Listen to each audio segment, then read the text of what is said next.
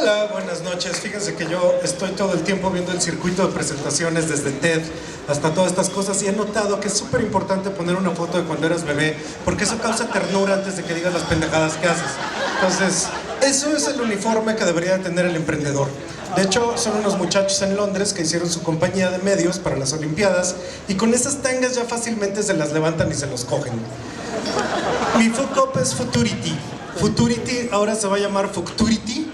Y este Futurity es una agencia de tendencias, bueno, fue una agencia de tendencias que lo que estaba buscando era plantear cómo se comporta el mercado de los jóvenes en México, haciendo un forecast de cómo se va a comportar en los siguientes años y esto venderlo a las empresas, o sea, como estudios de mercado. Sí. Ese soy yo otra vez, pero ahí estoy más grandecito. Y ahí estoy como de 20 años y yo decidí que quería ser artista. En ese tiempo antediluviano, ser artista era como ahora, ser creativo y ser entrepreneur. Resulta que esto que están viendo es cómo es la creatividad. Hay una creatividad que se te ocurre algo, Newton. Hay la de los artistas, hay la emocional, que esta solo se da cuando fracasas precisamente. Y hay la de Thomas Edison, que es de chingarle, estudiar y estar pensando todo el tiempo. Ahora, la de las emociones es como eso, lo que haces después de que te pasa eso. Pero la de estudiar y pensarle es la que hace Pepe y Toño. Por desgracia es la más difícil de hacer. Y es imposible que se dé siempre que tenemos distracciones como las computadoras o los celulares. Entonces, esto en la cultura entrepreneur mexicana, primero tendríamos que pensar en cómo volvernos más reflexivos y más, poder llegar a ideas más profundas. La que sí. Ahora, después de eso, yo me dediqué durante muchísimos años a ser curador de museos.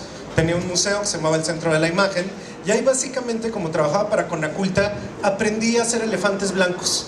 Entonces yo me gastaba miles de millones de pesos en exposiciones que nadie veía y a quien nadie les importaba, pero me aficioné a las imágenes. Y con eso, como me aficioné a las imágenes, mi vicio es la información. Entonces, desde entonces y hasta ahora yo tengo que ver 1000 imágenes diarias. Para mí la información y las imágenes es mi cocaína. Entonces, ese es mi principal punto de gasto. Eso me convirtió en una mezcla de Ludwig von Pato con Polo Polo y empecé a dar clases. Entonces todo el tiempo me dedico a dar clases porque tengo que transmitir las infinitas cantidades de información que estoy obteniendo todo el tiempo. La información es indiscriminada. Yo puedo estar leyendo estadísticas de chocolates y al mismo tiempo cosas de arqueología. La información por sí misma no me importa. Me importa cómo la correlación. Entonces, evidentemente, soy un académico, pero un académico que les puede hablar de... La que sigue. Con eso yo me puse a dar clases de tendencias, cool hunting, design thinking, cosas de creatividad. Y ahí una alumna, que no es ella, pero imaginen que es ella, se enamoró de mis cosas y ella me dijo, güey, yo tengo una agencia de investigación de mercado y ¿por qué no sumamos lo que tú estás haciendo a la idea tradicional de investigación de mercado? Y ahí ella lo que decía es que yo puedo ver el futuro. Cuando yo digo eso, ustedes dicen, no, por supuesto que no. Pero usé la Wikipedia hoy y dice que en 2015, el 18 de diciembre, se inaugura Star Wars. Y con eso es este tipo de estudios, las cosas que están viendo que va a pasar en el futuro. Cómo pasamos de la máquina de escribir a la computadora y a eso decimos que es evolución, que eso es como de conferencia de la MAI. En todas esas conferencias te ponen un ejemplo así y te dicen, evolución. Con eso, nosotros lo que creamos fue el Futurity, que ahí nomás dejo la F. Y este Futurity, de lo que se trataba, es que se iba a llevar de la investigación de mercados, hubo una red de corresponsales, se estaba haciendo sistemas de inteligencia artificial de un cuate que se llama Peter Glor, que trabaja para el MIT, y él tiene diferentes asísomos y esos sistemas que están viendo la totalidad de Twitter. Él lo que tiene es que tiene una herramienta predictiva. Cuando tú le metes datos a Condor Core, que así se llama la de Peter Glor, él puede predecir cómo se va a comportar en 1 año, 2 años, 3 años. De hecho, ese cuate se lo vende a gobiernos y él puede analizar a través de la voz en Twitter si un país se va a levantar en armas. Entonces, resulta que sus estudios son muy profundos y matemáticamente trascendentes. Juntando todo el tipo de información que estábamos haciendo, lo que nosotros estábamos realizando era hacer reportes que estaban hablando como del sentir y del pulso de lo que estaban los jóvenes en México. ¿Qué les interesa en música? ¿Cuál es su actitud en política? ¿Cuáles son sus actitudes hacia religión, sexo, etcétera? O sea, básicamente centrado en el segmento joven y con un problema fundamental. Ahorita ya, no, todavía no, ahorita ya, espera. Que una de las cosas que hay, que probablemente a muchos de ustedes les pase, es el elefante que está en medio del cuarto. No hay ninguno. Eres tú. Okay. Entonces, Resulta que la investigación de mercados funciona de una manera muy a la mexicana. Hay unas señoras que son las reclutadoras. Entonces estas reclutadoras, si hoy necesito punks, te traen punks. Pero si mañana necesito chavos mis reyes, son los mismos punks vestidos de mis reyes. Pero si pasado mañana, etcétera, etcétera. Entonces, de manera natural, los resultados de la investigación de mercados, todo está profundamente falseado. Entonces, esto lo que estaba intentando hacer era una nueva perspectiva en algo que en algo que neta es tan sucio como el señor del PRI con sus prostitutas. Ok, ahora sí. Ahora, ese perrito que nos dice, tú eres mi rey. Hay un problema con los que nos enfrentamos todo el tiempo. Yo soy maestro de universidades privadas, y ahorita acaba de salir que, como la familia Romanov, que es tan tradicional, o sea, muchas veces el propio mirreyismo nos hace ser increíblemente apegados a valores tradicionales y con poca posibilidad de cambio. Entonces, hay una de las cosas que pasan es que los reportes que tú haces y los informes que das a las empresas son recibidas desde la FRESES. Ahí lo detenemos.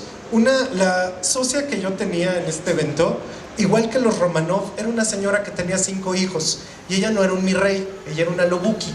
Y en esto de que era una lobuki de la tercera edad, porque era exactamente de mi edad. Pero esto de tener 5 hijos no tendría nada de malo si no fuera porque le hacía tener una perspectiva del mundo que no es el mundo de ahora. O sea, era básicamente cómo se movía el mundo en los 90s y en los 80s. Y resulta que ella llegó a la extraordinariamente extraña conclusión que los servicios que nosotros dábamos costaban, en las inmortales palabras del Dr. Evil, 1 million. Entonces, el servicio de la empresa costaba $1 millón. Y poderle enjaretar a una empresa un servicio de forecasting que le va a costar $1 millón es como pasar un camello por el ojo de una aguja. Entonces, ahorita van a ver qué pasó con eso.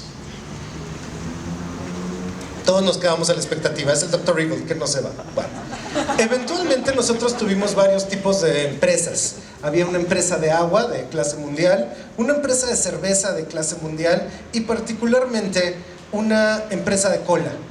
Esto que dice ahí, dice Future Cola, es porque los nombres de los implicados están cambiados para no implicar a ninguno de los culpables.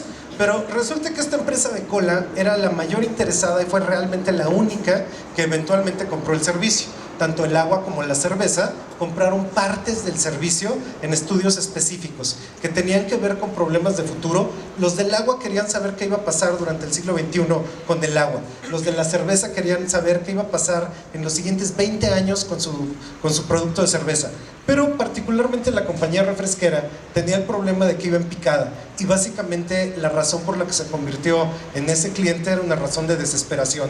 En cierto momento nosotros éramos su agua de Tlacote. Ahora, en esto de que yo soy verdaderamente aficionado y enloquecido por la información, hubo una cosa que empezó a pasar. Yo no me di cuenta. Cuando estoy haciendo estudios del agua, empiezo a comprar literal todos los libros que existan de estudios del agua en el mundo. Vi todos los documentales que existan del agua en el planeta. Entonces, como básicamente yo me dedico a consumir información, sin que yo me diera cuenta, habían desaparecido los focus groups, las redes de corresponsales e inclusive los servicios digitales. Yo no lo sabía, pero toda la información que se generaba era simplemente la interpretación de mi oráculo. Y esto es particularmente peligroso porque si yo estoy diciendo que está bias la investigación de mercados enunciada a partir de eso no puede ser más peligroso. Eventualmente, con el tiempo, esto después lo van a preguntar, pero se los contesto desde ahora. Esto duró durante el año 2012 y el año 2013. Yo tuve que, en cierto momento, al final del 2013, detenerme. Y me tuve que detener cuando yo tenía un sueldo, tenía un porcentaje de las ventas, etcétera. Pero en esto de que yo estaba acumulando tanta cantidad de información, fui a Fast Company a Nueva York, a PSFK San Francisco, a Most Contagious y The Economist a Nueva York en otro viaje, para enviar visiones, una feria de tendencias en París. Amazon, yo tengo un gasto de Amazon así como si yo comprara cocaína o huevos Fabergé, es una cosa espantosa. Yo de mi dinero tenía contratado a Trend Watching, a WGSN y a StyleSide, básicamente porque me dio curiosidad qué decía. Al final del 2013 de repente hice la cuenta y me percaté que después de 2 años de trabajar en esto había ganado 19,000 pesos. Si ustedes suman todo lo que cuesta eso. Sigo creyendo que fundamentalmente to see today, to predict tomorrow y to design the future es algo que le urge hasta a nivel país a México.